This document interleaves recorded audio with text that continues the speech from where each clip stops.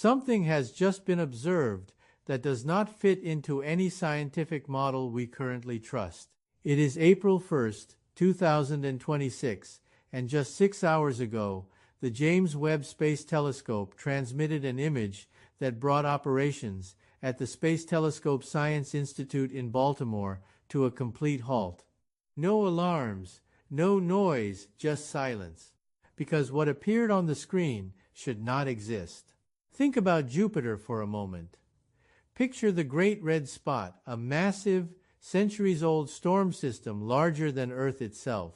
That storm exists because Jupiter has an incredibly deep atmosphere, extreme pressure layers, and powerful internal heat, driving constant motion. It is the result of very specific physics working over enormous scales. Now compare that to 3I Atlas. This object is a small comet, roughly 4 kilometers across. It has no meaningful atmosphere, no layered pressure system, and no internal heat engine. Under normal conditions, it should simply release gas into space and slowly fade as it travels. That is all a comet is supposed to do. But at exactly 4 UTC today, that assumption stopped being true. Because 3I Atlas is now displaying a perfectly formed, rotating red vortex on its surface, not a random cloud, not a loose plume of gas, a structured, stable storm, one that closely matches the geometry and behavior of Jupiter's Great Red Spot, but scaled down to a microscopic level. Pause and consider that carefully. The chance that a chaotic gas cloud surrounding a comet would naturally organize into a stable, counterclockwise vortex, one that mirrors a planetary storm system with precision, is effectively zero. The calculated probability comes out to roughly 1 in 4.8 trillion. In physics, that is not coincidence. That is an anomaly. When the data first appeared from the telescope's near-infrared camera, the immediate assumption was a sensor error. That would have been the reasonable explanation. A comet cannot generate a weather system. It does not have the gravity to contain it, nor the thermal gradient to sustain it. But then Gaia spacecraft confirmed the same structure independently. A coherent, rotating, red-shifted vortex was clearly visible, centered precisely on the object. At that point, the possibility of error disappeared. What we are seeing is a frozen object organizing its surrounding gas into a high-pressure system that behaves like a scaled version of a gas giant storm. The measured rotational speed at the edge of this structure is approximately 430 kilometers per hour, proportional to Jupiter's storm when adjusted for size. This is not how turbulence behaves. Turbulence is irregular and unstable. It breaks apart quickly. What is happening here is controlled, stable, and highly structured. And most importantly, it appeared in less than 24 hours. Yesterday, the object behaved like a normal comet. Today, it does not. So the question becomes unavoidable. Why would a 4-kilometer body replicate the signature of a 14,000-kilometer planet? What process could generate and sustain that level of organization in near vacuum? The answer may lie deeper than the surface itself. To understand the significance, we need to step back and define what a comet is expected to do. Normally, as a comet approaches the Sun, it undergoes sublimation. Ice turns directly into gas, forming a diffuse cloud called a coma. That cloud expands outward in all directions. It is chaotic, uneven, and constantly dissipating. But 3I Atlas is not behaving that way. 3 days ago, on February 14th, instruments at the ALMA in Chile detected something unusual. Instead of gas expanding outward, high-velocity carbon monoxide was rotating tight, circular motion centered exactly on the comet's nucleus. The speed measured was the same 430 kilometers per hour. At first, a rotating nucleus seemed like a possible explanation. A spinning core can drag gas along with it. That is rare, but physically possible. Then a second layer of data arrived. The James Webb Telescope spectroscopic instruments revealed temperature variation within the vortex. The center was significantly colder than the outer edge by roughly 120 Kelvin. That is not random. That is a defined thermal structure, identical to what we see in large-scale storm systems like Jupiter's Great Red Spot. And then a third confirmation followed. The Hubble Space Telescope captured the visible spectrum. The vortex was not gray or white like typical comet emissions. It had turned a deep rust-red color. So now we have three independent observations. One measures motion, one measures temperature, and one measures visual composition. All point to the same conclusion. We are not looking at random outgassing. We are looking at a structured atmospheric system forming where no atmosphere should exist. And that is only the beginning, because what happened next over the following 48 hours made this situation even harder to explain. And what followed over the next 48 hours removed any remaining doubt that this was just a strange but natural fluctuation, because instead of weakening, the system became more stable, more precise, and far more complex. If this had been a random event, it should have faded.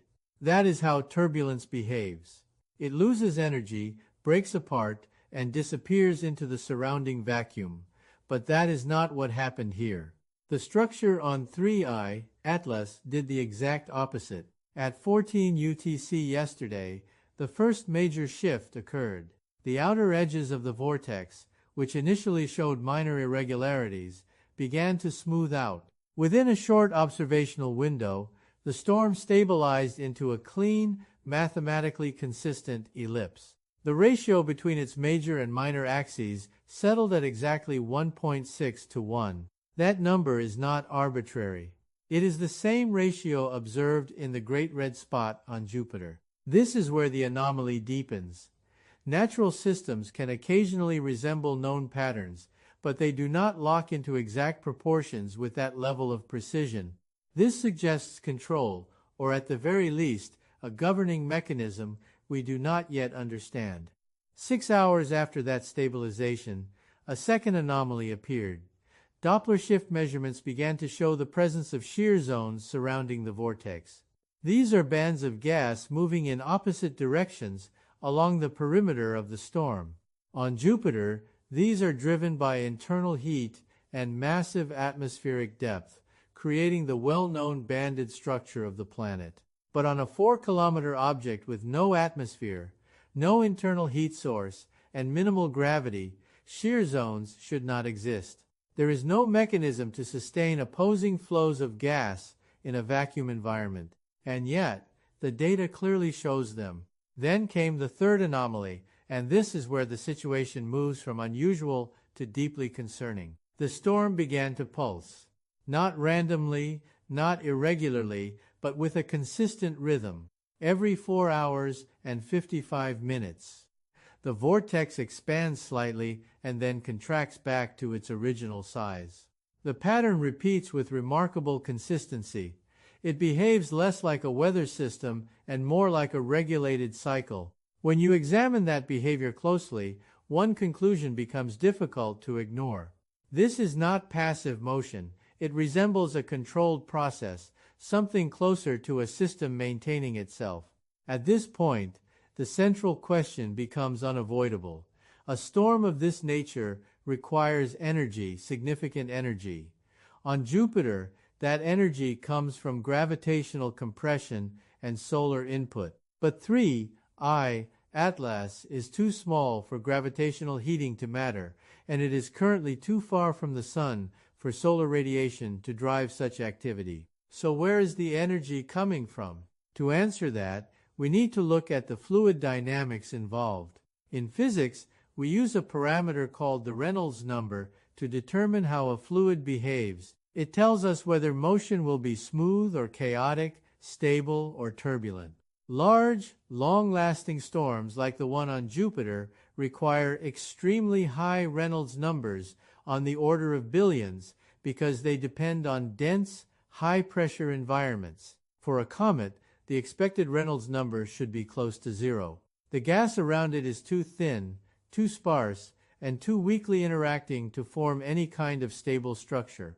It should disperse almost immediately. But late last night, new data came in. The Reynolds number for the vortex on 3I Atlas was measured at approximately 4.2 million. That value should not exist under these conditions. It implies that the gas is behaving more like a dense fluid than a diffuse cloud.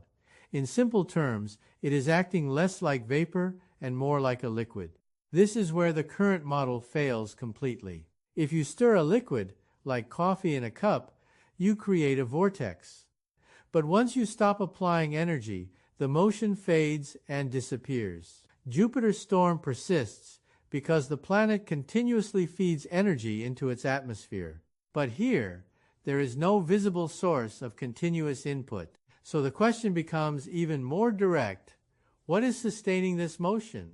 Early this morning, at 8:15 UTC, another development added a critical piece to the puzzle. Observations from the Hubble Space Telescope detected a sudden spike in ultraviolet emissions coming directly from the center of the vortex. This was not predicted by any existing model. More importantly, the emission was not random. It followed a clear, repeating pattern. Every 9 hours and 55 minutes, a burst of ultraviolet radiation was released from the core of the storm. That number is not random either. It matches the rotational period of Jupiter almost exactly. So now we are looking at a system that not only resembles Jupiter's storm visually and structurally, but also aligns with its rotational timing. At this point, the statistical likelihood of coincidence drops to effectively zero. And when independent confirmations begin to align across motion, temperature, structure, and timing, the discussion shifts from possibility to implication, because what we are seeing is no longer just an unusual comet, and what happens next will push this anomaly even further beyond anything we have previously recorded. And once those rotational patterns aligned with Jupiter, the entire framework for explaining this phenomenon began to collapse, because at that point, we were no longer dealing with resemblance, we were dealing with replication. When I reviewed the ultraviolet pulse intervals, again 9 hours and 55 minutes, I had to verify the number multiple times. That is not an approximate match. That is an exact duplication of Jupiter's rotational period. In astrophysics, nature produces patterns, but it does not reproduce exact timing signatures across completely different scales and environments. That level of precision requires either a mechanism we do not yet understand or something deliberately maintaining it. To test the simplest explanation, a simulation was run through models at the Jet Propulsion Laboratory. The question was straightforward. Could gravitational resonance from Jupiter itself be influencing 3I Atlas? Could tidal forces somehow be imprinting these behaviors across distance? The answer came back immediately. No.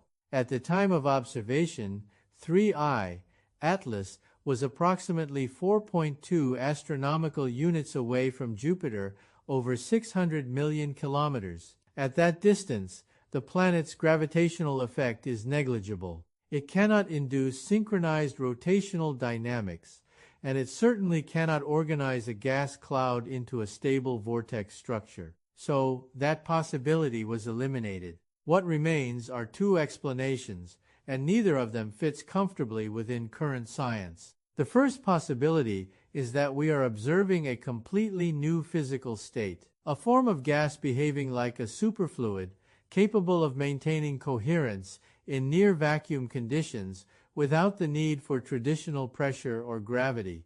If that is the case, then fluid dynamics, as we understand it, is incomplete. Entire sections of physics would need to be rewritten to account for this behavior. The second possibility is far more difficult to accept, but the data forces it into consideration. The storm may not be natural. Look at the evidence again. The aspect ratio matches Jupiter's Great Red Spot precisely. The rotational speed scales perfectly. The ultraviolet pulses follow the same timing cycle. The color signature aligns. Every measurable parameter is consistent, not just similar.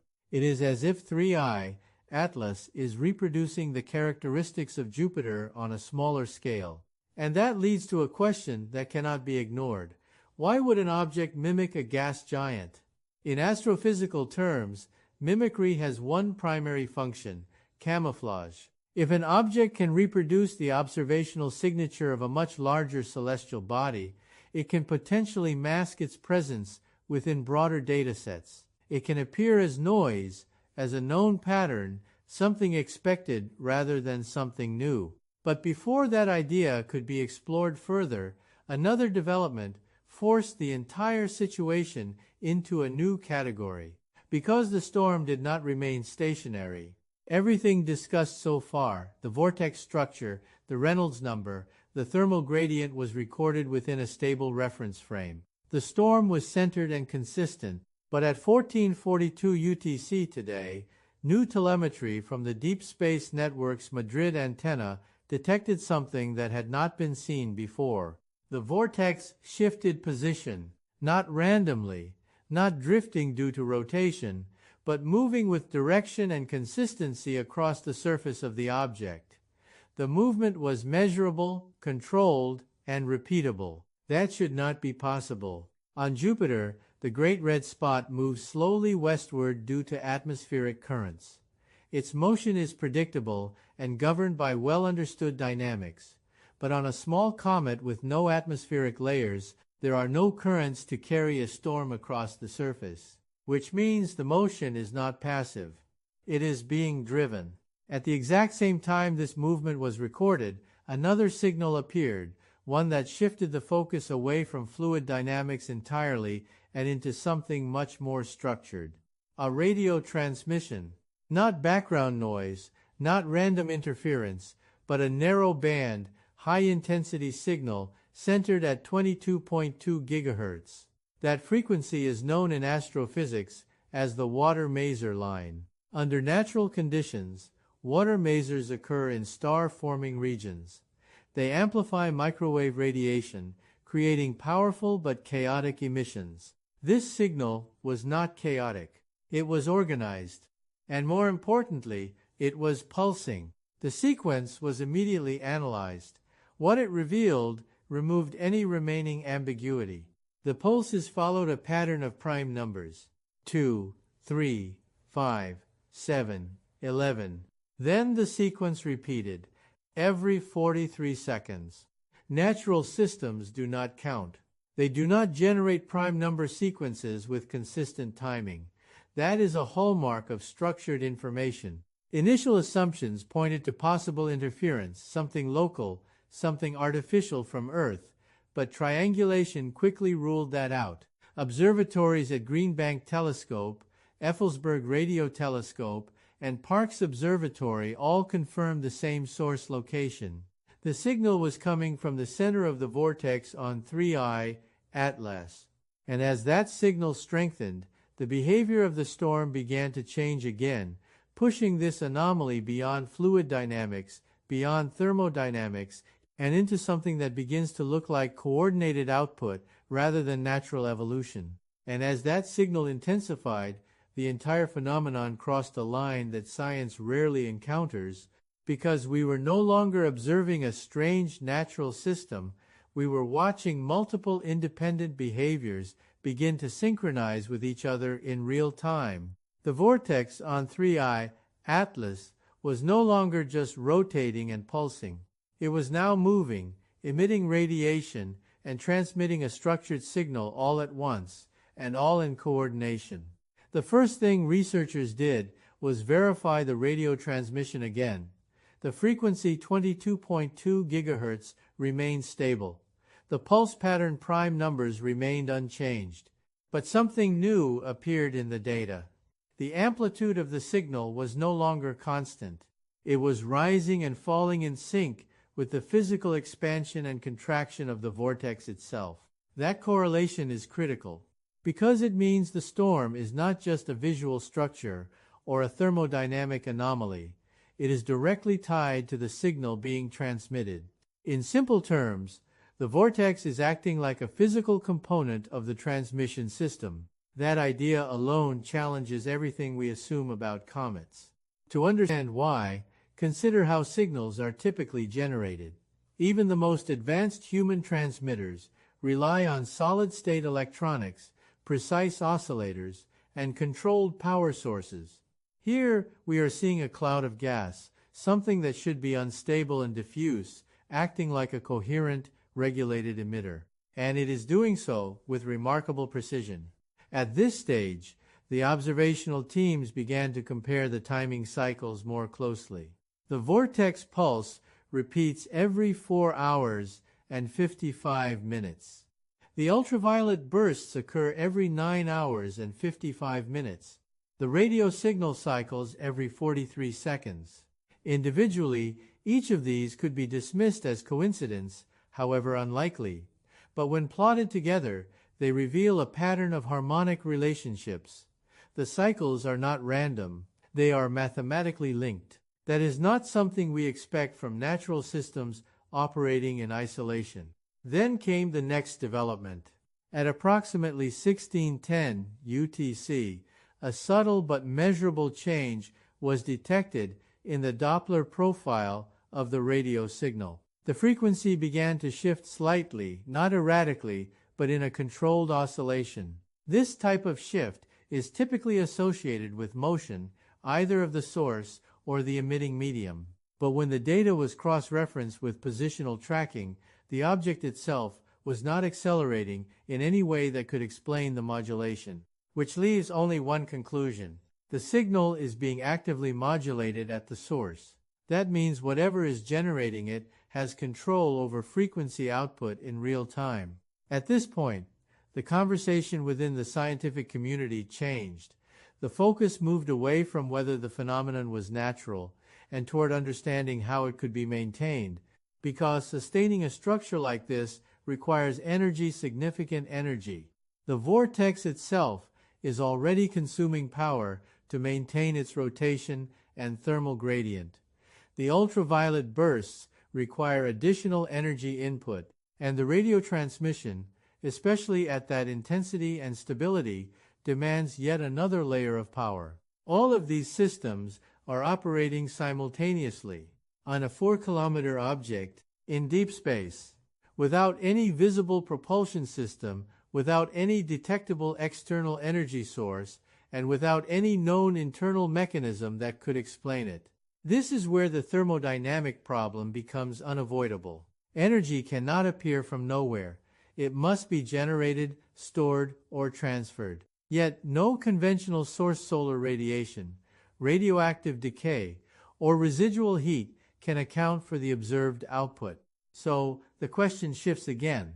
Not what is happening, but how it is being powered. And that leads directly to the most unsettling part of the data. Because when researchers isolated the center of the vortex, the exact origin point of the radio signal and ultraviolet bursts, they found something unexpected. The emissions were not spreading outward evenly, they were being directed. The signal had a focal axis. In other words, it was not broadcasting randomly into space. It was being aimed. That detail changes everything. A natural emitter radiates in all directions unless influenced by external forces.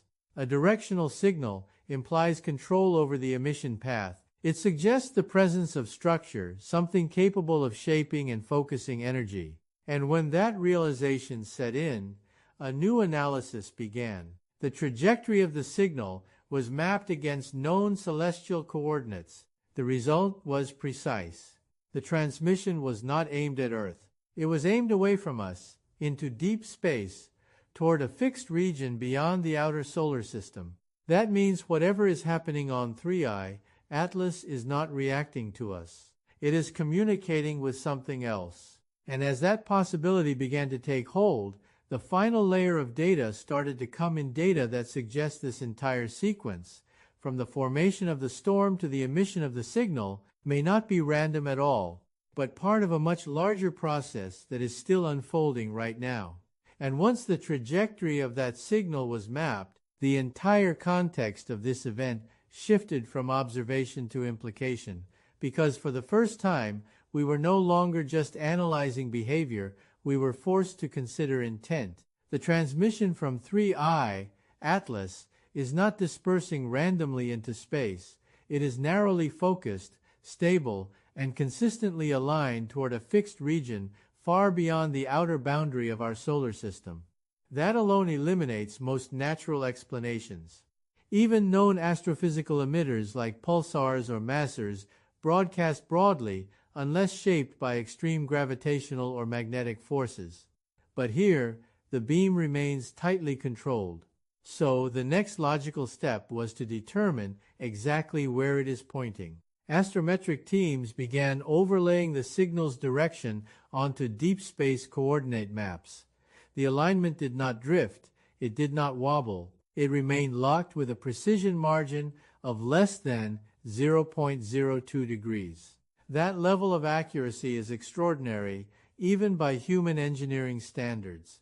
When the coordinates were extended outward, the projection intersected a region within the Lyra constellation, not just broadly within that area, but toward a very specific stellar grouping that has been cataloged for decades. At that point, the discussion changed again, because we were no longer dealing with an isolated anomaly inside our solar system. We were looking at a directed connection between this object and a distant point in interstellar space. At the same time, signal analysts began examining the structure of the transmission itself. Up until now, the most obvious pattern was the prime number sequence 2, 3, 5, 7, 11 repeating every 43 seconds.